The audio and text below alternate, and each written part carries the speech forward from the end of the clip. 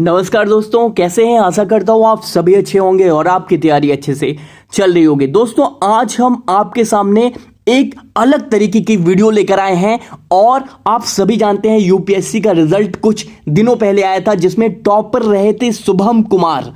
और इससे पहले इनकी कॉपी आप हर जगह देखे होंगे, यूट्यूब पर भी देखे होंगे, लेकिन आज हम इनकी कॉपी के साथ आए हैं, इनकी यूपीएससी कॉपी के साथ आए हैं। और इस कॉपी को देखने के बाद मेरा दावा है, ये नई कॉपी है, आपको कहीं नहीं मिलेगी। मेरा दावा है इस कॉपी को देखने के बाद आप में आज वो कॉन्फिडेंस बिल्ड हो जाएगा, यानी आप में वो कॉन्फिडेंस आ जाएगा कि आप भी यूपीएससी की परीक्षा में रैंक 1 टॉपर बनने की स्थिति में आएंगे। देखिए, मैं बहुत जो बातें कह रहा हूं बहुत स्पष्ट कह रहा हूं, बहुत ही खुले तौर पर कह रहा हूं, क्योंकि जो आप देख सकते हैं इनकी कॉपी में आज आप एक कुछ ऐसा पाएंगे जिसके बाद आप भी अपनी राइटिंग स्किल में वो चीजें डालेंगे तो आपके भी मार्क्स बहुत हाई जाने की संभावना बन जाएगी। ठीक है, देखिए, आप सभी जानते हैं यूपीएससी की जो परीक्षा है वो 1750 नंबर मेंस के हैं। और ये 1750 नंबर क्या होते हैं भाई मेरे, लिखने होते हैं। यानी कि सीधे तौर पर आज के डेट में ये कहें कि अगर आपको आईएएस बनना है तो आपको लिखना होगा। यदि आपको लिखने की अच्छी स्किल आप में है तो आपको आईएएस बनने से कोई नहीं रोक सकता। ठीक है, तो चलिए शुभम कुमार की कॉपी देखेंगे और कितना अलग तरीके से लिखा है। ठीक है, इनकी कॉपी आप देखने के बाद आप में खुद आप फील करेंगे कि हाँ, मुझे भी ऐसा लिखना है। ठीक है, चलिए देखिए, आप शुभम कुमार हैं, इंग्लिश में लिखते हैं और ORN न्यू दिल्ली यानी कि ओल्ड राजेंद्र नगर में इन्होंने अपनी कॉपी लिखी थी। ठीक है, चलिए हम आपको बता दें कि अगर आपको ये कॉपी चाहिए हमें इंस्टाग्राम पे फॉलो करें, वहाँ पे इस वीडियो के डिस्क्रिप्शन बॉक्स में लिंक दिया हुआ है, उसे जाके फॉलो करें, वहाँ पे आपको कॉपी मिल जाएगी। चलिए, पहला प्रश्न कुछ इस तरह से है। देखिए, भारत में अनुसूचित जातियों द्वारा सामना की जा रही समस्याओं से निपटने के लिए राष्ट्रीय अनुसूचित जाति आयोग को सशक्त बनाने की आवश्यकताओं पर चर्चा कीजिए। ठीक है, क्वेश्चन तो आपको समझ में आ रहा होगा कि भारत में जो अनुसूचित जातियां हैं वो वो समस्याओं में भी रहती हैं, समस्याएं उनके सामने आती हैं। उनसे निपटने के लिए जो राष्ट्रीय अनुसूचित जाति आयोग बनाया गया है उनको और सशक्त बनाने की आवश्यकता है। वो क्या आवश्यकताएं हैं उन पर चर्चा यहाँ पे करनी थी। क्योंकि कॉपी इंग्लिश में लिखी है लेकिन मैं हिंदी मीडियम के विद्यार्थियों को ध्यान में रखते हुए हिंदी में डिस्कस करूंगा। ठीक है, चलिए, इन्होंने देखिए लिखते हैं कुछ की शुरुआत करते हैं आर्टिकल 338 से, अंडरलाइन करते हुए लिखते हैं article 338 provides for national commission for schedule caste NCSC, यानी कि अनुच्छेद भारतीय संविधान के अनुच्छेद 338 में इसका जिक्र किया गया है, NCSC का national commission for schedule caste. देखिए, लिखते शुरुआत कहां से, डायरेक्ट फैक्ट डालकर कर दी कि अनुच्छेद 338 में इसका प्रावधान है national commission for schedule caste का। ठीक है, कई लोग क्या करते हैं, शुरुआत करते कि क्वेश्चन देखते नहीं और देखते ही शुरू हो जाते हैं अनुसूचित जातियों की ये समस्याएं हैं। नहीं भैया, हमको क्या करना है, हमको सीधे तौर पर क्वेश्चन की क्या डिमांड है उस पर हमें सप्लाई करना है। डिमांड, क्वेश्चन की डिमांड पे जो चीज डिमांड कर रहे हैं, कमीशन जो डिमांड कर रहा है उस पर हमें सप्लाई करना है मैटर। ठीक है, अब देखते हैं, लिख दिया 338 में ये प्रावधान है। अब लिखते हैं, एक हेडिंग डालते हैं, शुरुआत करते हैं कि problems faced by schedule caste in India, यानी कि जो समस्याएं शेड्यूल कास्ट भारत में फेस कर रहे हैं वो यहाँ पे हेडिंग डालते हैं और पहला शुरू करते हैं। बहुत आसान तरीके से लिखते हैं। देखिए, रैंक 1 है, आप भी ला सकते हैं, लिखने का तरीका आप समझिए। देखिए, लिखते हैं डिस्क्रिमिनेशन इन सोसाइटी। ठीक है, समाज में उनका जो डिस्क्रिमिनेट उन्हें किया जाता है, पहला ये मेन मुख्य बिंदु ये डालते हैं और इसको डायरेक्ट देखिए। अब डिस्क्रिमिनेशन इन सोसाइटी यानी कि उनके समाज में जो उन्हें डिस्क्रिमिनेट किया जाता है, उन पर अत्याचार किए जाते हैं, वो सिर्फ एक हेडिंग डाला और उसके अंतर्गत कोई ब्रीफ नहीं किया इस तरह से डिस्क्रिमिनेट किया। डायरेक्ट इन्होंने क्या डाला है, एग्जाम्पल ईजी लिखते हैं और राजस्थान लिखा है, आगे बढ़ाया, एग्जाम्पल लिखते हैं राजस्थान, लिखते हैं SC बॉय यानी कि schedule caste boy was beaten because he used to horse like upper caste in during his marriage। यानी कि राजस्थान में एक केस आया हुआ था, आपने भी सुना होगा कुछ साल पहले या महीनों पहले, जिसमें राजस्थान में एक शेड्यूल कास्ट का लड़का था जिसे इसलिए मारा गया क्योंकि उसने उच्च जातियों की तरह घोड़े पर, अपनी शादी में घोड़े बग्गी पर चढ़ा, इस तरह से बात थी, इस वजह से उसे मारा गया था। तो ये किस तरह से सोसाइटी एससी या शेड्यूल कास्ट का, अनुसूचित जातियों का डिस्क्रिमिनेट करती है उन्हें, वो डायरेक्ट एक एग्जाम्पल देकर समझा दिया। और ये रिसेंट एग्जाम्पल है, बहुत देखिए एग्जामिनर के माइंड पर आपको खेलना है, आपके उनके माइंड से खेलना है। दूसरा भैया लिखते हैं कि second, discrimination in job and promotion, यानी कि उनकी नौकरी और प्रमोशन में किस तरह से उन्हें डिस्क्रिमिनेट किया जाता है, उन पर अत्याचार होते हैं, ये लिखते हैं। अब देखिए फिर से रिसेंट इंसिडेंट्स लिखते हैं, यानी कि हाल ही की घटना एक बताते हैं। लिखते हैं, a civil servant was not promoted on time because of his SC background, यानी कि हाल ही में एक सिविल सर्वेंट है सर्वेंट थे जिनको प्रमोशन नहीं मिला समय पर। क्यों? क्योंकि वो शेड्यूल कास्ट से आते थे।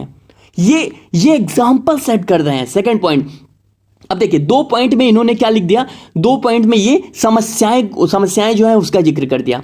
अब लिखते हैं नीड, आवश्यकता क्या है एनसीएससी को और भी क्या करने के, सशक्त बनाने के लिए। ठीक है, अब देखिए पहला पॉइंट इन्होंने नीड लिख दिया, क्या आवश्यकता है वो क्या क्या है वो अब लिखने जा रहे हैं। पहला पॉइंट लिखते हैं, their recommendations are advisory in nature, यानी कि उनकी अनुशंसा जो है वो एडवाइजरी होनी चाहिए अपनी प्रकृति में। ठीक है, सेकेंड पॉइंट डालते हैं, लिखते हैं, recent data suggest that the crime against SC has increased, यानी हाल ही के जो डेटा वो बताते हैं कि क्राइम जो है एससी के अगेंस्ट वो बढ़ा है। ठीक है, तीसरे पॉइंट को इन्होंने कोट किया है, लिखते हैं, many seats in various employment under centre and states are lying vacant despite reservation, मतलब आरक्षण के बावजूद भी बहुत सी ऐसी सीटें हैं जो वैकेंट जा रही हैं, किसमें, सेंटर मतलब केंद्र और राज्यों के अधीन जो भी एम्प्लॉयमेंट जो भी चयन हैं, भर्तियां हैं। ठीक है,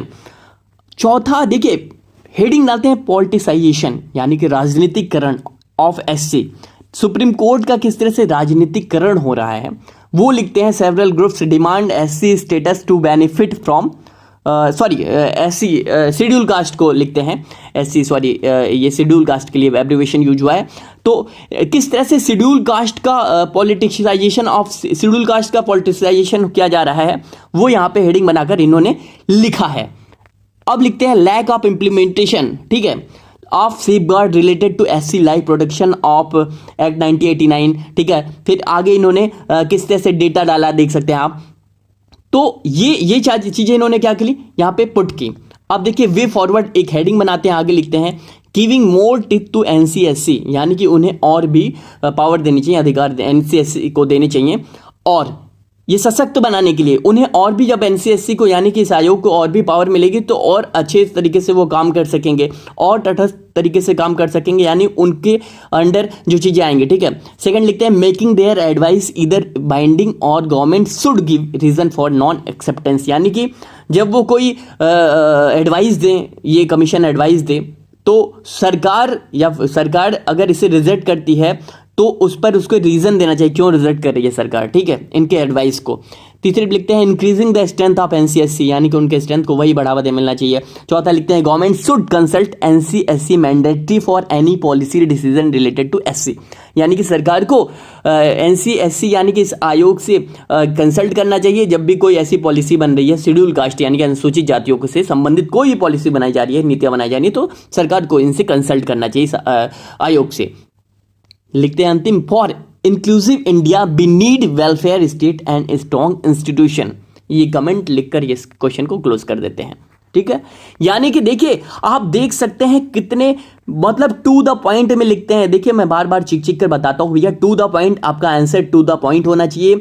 बहुत ब्रीफ करते हुए आप चीज़ों को टैकल करें जो भी क्वेश्चन है, और उसका जो आंसर है वो आसानी से आप दे सकते हैं। देखिए दूसरा क्वेश्चन मैं थोड़ा डिस्कस करना चाहूँगा। देखिए आज इस कॉपी को देखने के बाद भैया आप सुनिश्चित कर लें कि मुझे लिखना है और मुझे यूपीएससी की परीक्षा में टॉपर बनना है। माध्यम मुद्दा नहीं है, आप हिंदी माध्यम से हैं, इंग्लिश माध्यम से हैं, माध्यम कोई मुद्दा नहीं है। ठीक है, देखिए तो मैं थोड़ा एक दूसरा क्वेश्चन लेता हूँ। कुछ इस तरह से क्वेश्चन है, देखिए हिंदी में थोड़ा पढ़ रहा हूँ ताकि हिंदी मीडियम वाले जो स्टूडेंट है स्टूडेंट जानते हैं। यहाँ पे लिखते हैं क्वेश्चन कुछ इस तरह से है, क्या लोक प्रतिनिधित्व अधिनियम भारत में राजनीति के अपराधीकरण के विरुद्ध एक प्रभावी तंत्र सुनिश्चित करता है? चर्चा कीजिए। ठीक है, पीपल्स रिप्रेजेंटेटिव एक्ट जो है इस पर representative of people act ensure an effective mechanism against criminalisation of politics in India. ठीक है, लोक प्रतिनिधित्व जो अधिनियम है वो क्या भारत में राजनीति के अपराधीकरण के विरुद्ध एक प्रभावी तंत्र है, एक प्रभावी जो ये बॉडी बनाई गई है, ये जो एक्ट बनाया गया है, वो क्या प्रभावी हो रहा है राजनीति के अपराधीकरण को दूर करने के लिए? इस तरह सा क्वेश्चन है, क्या चर्चा इस पर करना था। ठीक है, ये जो एक्ट बनाया गया है, शुरू करते हैं भैया ये कि criminalisation of politics refers to the phenomena of increasingly use of muscles and money power in politics, election and criminals or people facing serious criminal cases reaching parliament, MP and state legislature as MP MLA respectively। यानी कि वही इन्होंने एक line में लिख दिया है कि भैया कि जो क्रिमिनलाइजेशन है यानी कि अपराधीकरण है पॉलिटिक्स में, राजनीति में, जैसे कि आप जानते हैं कि लोग पैसे का, अपने बल और पैसे का प्रयोग करके किस तरह से इलेक्शन जीतते हैं, तो ये जो फेस कर रहा है इंडियन पॉलिटिक्स या फिर कोई भी पॉलिटिक्स की बात करते हैं हम, इंडियन भी नहीं, मेनली इंडिया के परिप्रेक्ष्य में ये पूछा है, तो ये यहाँ पे इन्होंने एक पैरा में थोड़ा सा डिस्कस कर दिया है। ठीक है, अब लिखते हैं, देखिए ये एक्ट क्या है, representation of peoples act RPA लिखते हैं। RPA came in 1950 and again in 1951, यानी कि वो किस तरह से ये जो एक्ट है जन प्रतिनिधित्व अधिनियम 1950 में आता है पहली बार, और इसके बाद फिर से 1951 में से लाया जाता है। लिखते हैं provisions of RPA which restricts criminalisation और, मतलब किस तरह से ये एक्ट है वो अपराधीकरण को रोकता है, वो इस तरह से है।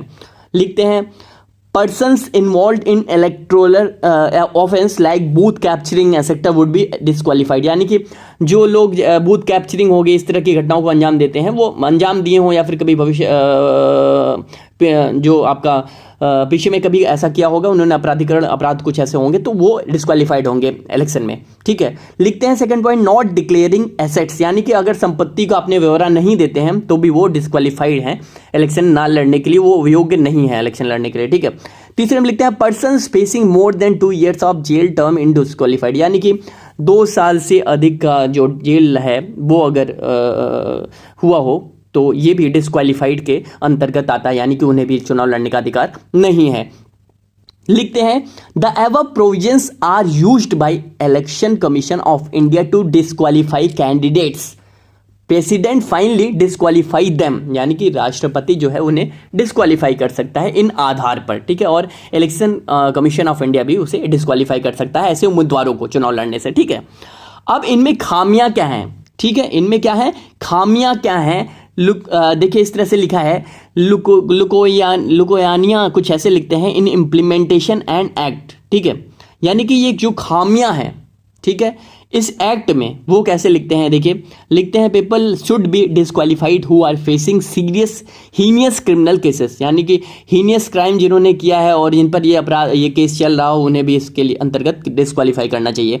आगे इस तरह से देखिए आप पॉइंट्स बना के लिखते हैं, people candidate who are in jail should be banned from contesting election, fast track court होना चाहिए इसके लिए, by supreme court should be set up. ठीक है, अब ये सब पॉइंट देने के बाद ये लिखते हैं रिसेंटली हेल्ड लोकसभा इलेक्शन, देखिए 2019 का हाल ही में जो लोकसभा इलेक्शन हुआ था उसका जिक्र करते हुए लिखते हैं कि ये दिखाता है shows that as many of 40% MP are facing criminal cases against them, यानी कि जो चुनकर आए हुए हैं 40% जो हमारे सांसद हैं उन पर अपराध का मुकदमा है, क्रिमिनल केसेस हैं उन पर।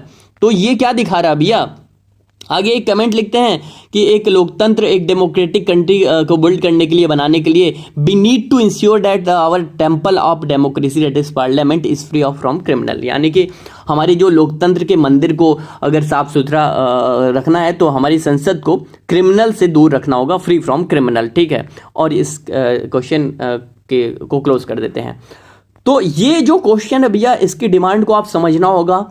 देखिए मैं थोड़ा आगे बढ़ाता हूँ क्वेश्चन, देखिए आप देख सकते हैं 3 घंटों के दरमियान 3 आवर्स में आपके क्या कितने क्वेश्चन करने होते हैं? 20 प्रश्न ऐसे करने होते हैं। ये सारे 20 प्रश्नों के जवाब देने होते हैं 3 घंटों के दरमियान, यानी कि 3 घंटों में।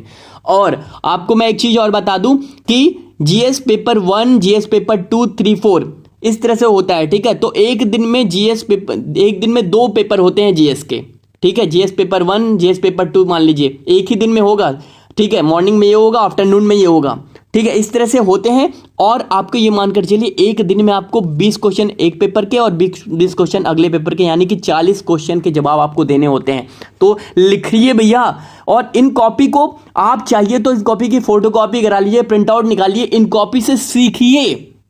मेरा दावा है कि अगर आप आज के लग जाएंगे तो आपको आईएएस, ये जो वर्ड है ना आईएएस लोग लिखते हैं, इससे दूर आप नहीं हैं। आप पास हैं, मीडियम मुद्दा नहीं है, आप किसी भी मीडियम से हैं, आप हिंदी हो, इंग्लिश हो, कोई मलयालम, कोई भी माध्यम हो आपका लिखने का, लेकिन आप इससे दूर नहीं है। लेकिन लिखिए, आप अपने इतना लिखिए कि पेपर कम पड़ जाए, पेन इंक कम पड़ जाए, आपके हाथ दर्द होने लगे, लेकिन लिखना होगा मेरे भाई, ठीक है। तो चलिए आज इस वीडियो को यहीं समाप्त करते हैं। मुझे उम्मीद है इस वीडियो से आपको बहुत कुछ सीखने को मिला, वीडियो को सीखने को मिला। तो इस वीडियो को अधिक से अधिक शेयर करें, अधिक से अधिक लोगों तक पहुंचाएं। और अगर आपको ये पीडीएफ चाहिए इस वीडियो जो कॉपी की, वो इसी वीडियो के डिस्क्रिप्शन बॉक्स में हमारा इंस्टाग्राम लिंक दिया हुआ, उसे जाके फॉलो करें और वहां पे आपको ये चीजें, ये कॉपी आपको मिल जाएगी। चलिए तब तक के लिए धन्यवाद।